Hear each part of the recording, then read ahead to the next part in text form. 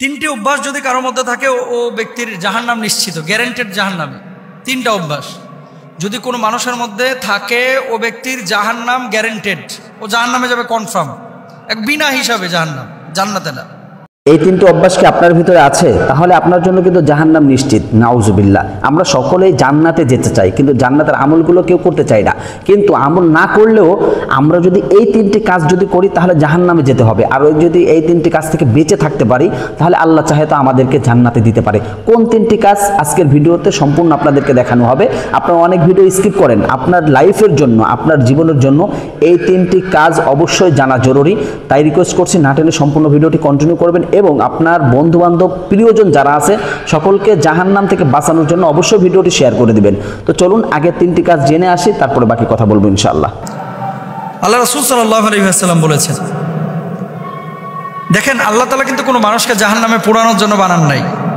আল্লাহ বানিয়েছেন মানুষকে বড় মায়া করে, দয়া করে, রহম করে, মানুষ যাতে করে সুপথে ফিরে আসে, আল্লাহকে ডাকে, আল্লাহকে স্মরণ করে এবং আল্লাহর জান্নাতে যায়। কোনো মানুষকে আল্লাহ তাআলা ইচ্ছাকৃতভাবে জাহান্নামে জ্বালাবেন না, এটা আল্লাহ তাআলার বৈশিষ্ট্য না। আল্লাহ সুবহানাহু ওয়া তাআলার সিফাতের মধ্যেও এটা পড়ে না। আল্লাহ গাফফার, আল্লাহ রহমান, আল্লাহ রহিম।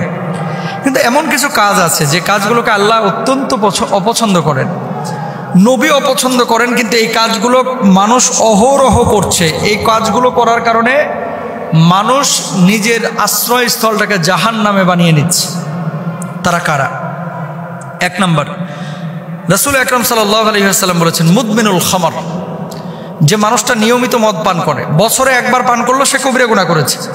কিন্তু যে দিন রাত 24 ঘন্টা মদের সাথে সম্পৃক্ত রাখে, মদ ছাড়া তার চলে না, মদ না খাইলে শরীর কনকন করে, মদ না খাইলে মাথা ব্যথা করে, মদ না খাইলে মাথা জ্যাম হয়ে যায়, মদ না খাইলে বউকে ভালো লাগে না, মদ না খাইলে ঘুম আসে না, মদ না খাইলে চলাফেরায় সমস্যা, এরকম কিছু মানুষ আছে। কিন্তু যদি এরকম কোনো মানুষ থাকে এই জমিনের মধ্যে যে যার চলাফেরা, উঠা বসা সব কিছুই মদের সাথে সম্পৃক্ত, এ মানুষটা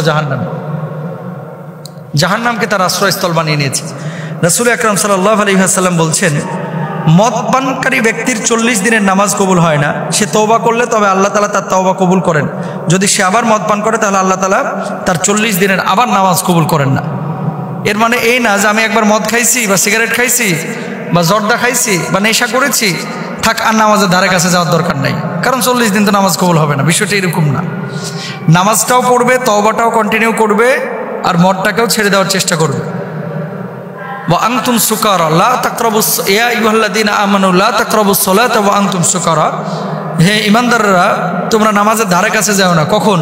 যখন তোমরা নেশাগ্রস্ত অবস্থায় থাকো। এটা কিন্তু স্পষ্টভাবে আল্লাহ সুবহানাহু ওয়া তাআলা পবিত্র কুরআনুল কারীমে বলেছেন এবং রাসূল আকরাম সাল্লাল্লাহু আলাইহি ওয়াসাল্লাম স্পষ্টভাবে আমাদেরকে জানিয়েছেন যে মদ পান এটা মুসলমানদের জন্য সম্পূর্ণরূপে হারাম। আচ্ছা, তাহলে এক নাম্বার, আমরা কেউ মদ পান করব না। এই অভ্যাস যদি কারোর মধ্যে থাকে, এখন মদ বলতে শুধু ওই বোতল খাওয়া না, কিন্তু ইয়াবা ট্যাবলেট আছে, ড্যান্ডি আছে, আইস আছে, ফেন্সিডিল আছে, হিরোইন আছে, গাঁজা আছে, যেগুলোই নেশা তৈরি করে, এই ধরনের নেশা জাতীয় কোনো জিনিসে যদি অভ্যস্ত হন, জান্নাত আপনার জন্য হারাম, জাহান্নাম আপনার জন্য অবধারিত। 2 নাম্বার, এমন চরিত্র যদি কারোর মধ্যে থাকে তার জন্য জাহান্নাম অবধারিত। সেটা কি? আত্মীয়তার সম্পর্ক ছিন্ন যারা করে। লা ইয়াদখুলুল জান্নাতা কাতিআ বা কুত্তা। আল্লাহ রাসূল সাল্লাল্লাহু আলাইহি ওয়াসাল্লাম বলেছেন, ওই ব্যক্তি যে আত্মীয়তার সম্পর্ক ছিন্ন করে সে আল্লাহর জান্নাতে যেতে পারবে না। আত্মীয়তার সম্পর্ক ছিন্নকারী ব্যক্তি কখনো জান্নাতে যাবে না। এখন আত্মীয়তার সম্পর্ক ছিন্ন কারা করে? আপনার আমার আশপাশের মানুষগুলো ইদানিং দেখবেন ভাই ভাইয়ের সাথে তেমন সম্পর্ক নাই, বোনেরা ভাইয়ের সাথে তেমন সম্পর্ক রাখতে চায় না। আর টাকা পয়সা আগে ছিল না, এখন যদি হয়ে যায় মাশাআল্লাহ। বড় লোক যে আত্মীয় আছে এটারে ফোন দিতে 3 বার ভাবে, না জানে কি মনে করে, সার মানুষ আছে না। আর গরিব আত্মীয় স্বজন এগুলোর তো কোনো খোঁজ খবরই নাই, এগুলোকে মানুষই মনে করে না। একই বাড়িতে বিয়ের অনুষ্ঠান হচ্ছে, দেখবেন বড় লোকের বাড়িতে অনুষ্ঠান হচ্ছে, গরিবকে অনেকে দাওয়াত দেয় না। হারাম। আত্মীয়তার সম্পর্ক যে ছিন্ন করলো সেই ব্যক্তি জান্নাতে যাইতে পারবে না, সে ব্যক্তি জাহান্নামে চলে যাবে। তো আত্মীয়তার সম্পর্ক ছিন্ন করার প্রবণতা বা খাসলাত বৈশিষ্ট্য কারোর ভিতরে থাকলে সে আল্লাহর জান্নাতে যাবে না। 2 নাম্বার, আর আত্মীয়তার সম্পর্ক আপনি কেন ছিন্ন করবেন? যেখানে আল্লাহ রাসূল বলেছেন, তুমি যদি তোমার হায়াতে এবং রিজকের মধ্যে ভরপুর বারাকা চাও, হায়াতটাকে যদি দীর্ঘ করতে চাও, মানে বরকতময় হায়াত চাও, আর যদি তুমি রিস্কের মধ্যে প্রশস্ততা চাও, তাহলে আত্মীয়তা সম্পর্কটাকে ছিন্ন রাখো, এই আত্মীয়তা সম্পর্কটাকে তোমরা রক্ষা করে চলো। তাহলে আপনি আত্মীয়তা সম্পর্ক রক্ষা না করে যদি ছিন্ন করেন, আল্লাহর জাহান্নাম আপনার জন্য। 3 নাম্বার, এমন কিছু মানুষ আছে যারা জাদু টোনায় বিশ্বাস করে। এই জাদু টোনার কারণে কিন্তু দেখেন সূরা বাকারার মধ্যে 1 নম্বর পারা 15 নম্বর পৃষ্ঠা আল্লাহ তাআলা বিস্তরভাবে বলে দিয়েছেন এই জাদু টোনার কথা, সিহর শব্দ উল্লেখ করে, যে এটা সম্পূর্ণরূপে শয়তানি কাজ এবং কখনো কখনো মানুষকে কুফুরের দিকে এটা নিয়ে চলে যায়। জাদু যারা করে, জাদু টোনায় যারা বিশ্বাসী এবং জাদু টোনা দিয়ে মানুষকে যারা ক্ষতি করে, পারতপক্ষে এদের ঈমান থাকে না, এরা কাফের হয়ে যায়।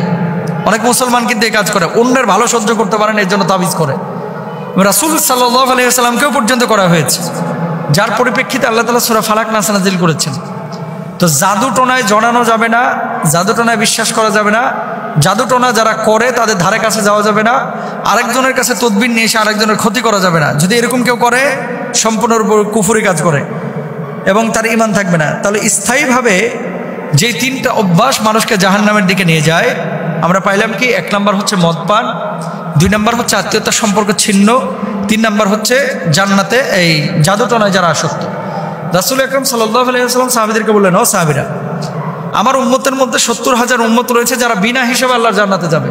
সাহাবীরা বললেন, ইয়া রাসূলুল্লাহ, 70,000 মানুষ বিনা হিসেবে জান্নাতে যাবে?